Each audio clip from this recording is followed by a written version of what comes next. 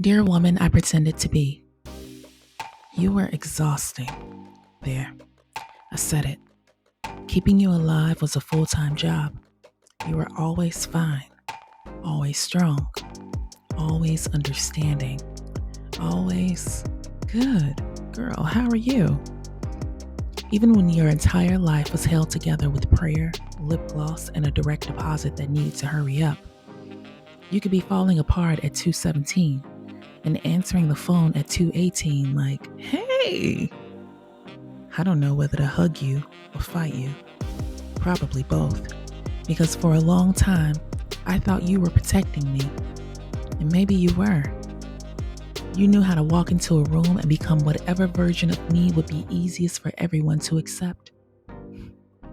At work, you were polished, professional, careful. You knew exactly how much personality to bring into a room. Enough to be likable, never enough to be called too much. You checked your tone, changed your words, swallowed reactions, rewrote emails 3 times because apparently, per my last email, can start a corporate war. You knew the game, and you played it well. With family, you were dependable. Need something? Call her. Need somebody to organize it? Call her. Need somebody to listen to a 45-minute story that could have been 7 minutes? Definitely call her. You became the person everyone could count on. And somewhere along the way, you stopped asking whether you could count on anybody. With friends, you were the fun one, the advice giver, the encourager, the one saying, girl, you better know your worth. Meanwhile, your own worth was somewhere in the back seat asking if we were ever going to discuss her. And in relationships, you deserve your own episode for that. You tried so hard to be low maintenance, understanding, patient. You didn't want to nag, didn't want to pressure anyone, didn't want to ask for too much. So you started calling basic needs too much. Communication? Maybe I'm asking for too much. Consistency. Maybe I need to be patient. Effort. Maybe he's just busy. Meanwhile, you were doing emotional gymnastics trying to make this appointment look reasonable. You got so good at it. Too good. That's what scares me. Because after a while, I couldn't tell where you ended and I began. I thought being strong meant never needing anybody. I thought being mature meant understanding everybody else's behavior. I thought being a good woman meant giving people grace until I had none left for myself. And I thought being successful meant looking like I had everything together. So I performed. I smiled. I achieved. I showed up. And when people said, I don't know how you do it, I smiled even bigger. Tell you the truth, neither did I.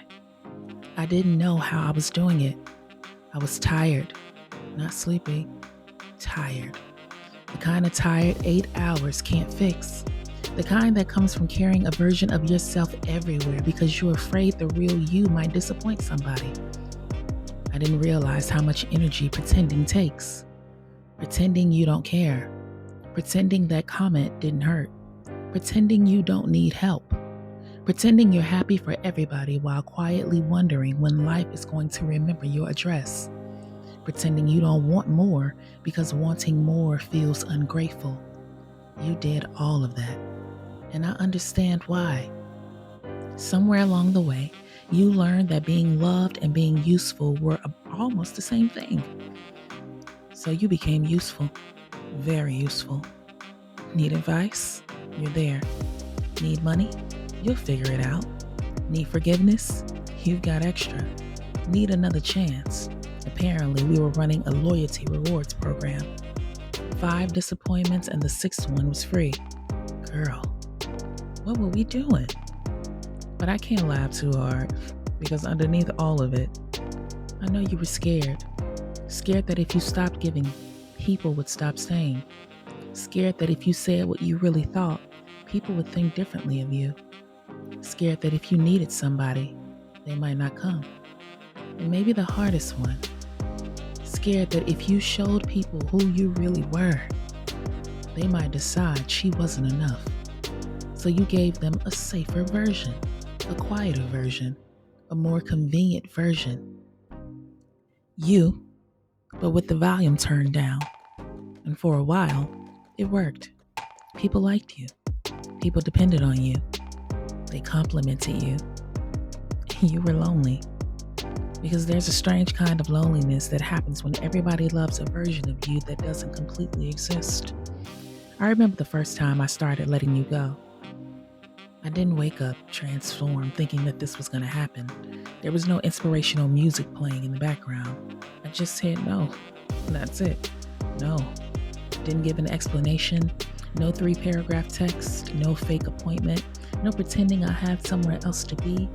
I just didn't want to.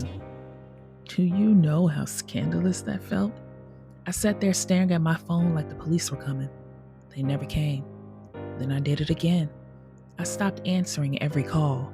Stopped fixing problems people were perfectly capable of fixing themselves. Stopped smiling when something wasn't funny. Stopped agreeing just to keep the room comfortable. And something strange happened. Some people didn't like me anymore. That hurt. But then, some people loved me more. The real me. The woman who has opinions. The woman who gets tired. The woman who needs help sometimes. The woman who doesn't always know what she's doing. The woman who can love you and still tell you no. The woman who can be grateful and still want more. The woman who can be strong and still cry in the car before going inside. I like her.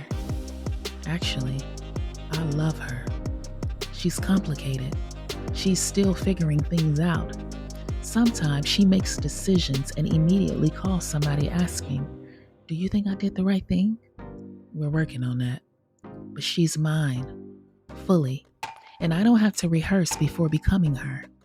So, woman I pretended to be, I'm not angry with you. You got me through rooms I didn't feel safe enough to enter as myself. You protected me until I learned how to protect myself. You helped me survive, but survival isn't where I want to live anymore. I want to live where I don't have to audition for love, where I don't have to earn rest, where I don't have to shrink to make somebody else feel bigger, where people around me know when I'm struggling because I actually tell them, where I'm fine isn't my automatic response, where I can change my mind, ask for help, take up space, be misunderstood, disappoint somebody, and still go to bed knowing I'm a good woman. I spent years asking, who do they need me to be? Now, I'm asking a different question. Who am I when nobody's watching? I'm still learning the answer, but for the first time, I think I'm finally meeting her, and I don't ever want to lose her again. So thank you for carrying me until I was brave enough to carry myself. You can rest now. I've got her from here. Love, the woman who finally stopped performing. Some letters deserve postage. Others deserve a microphone. I'll read another one next time.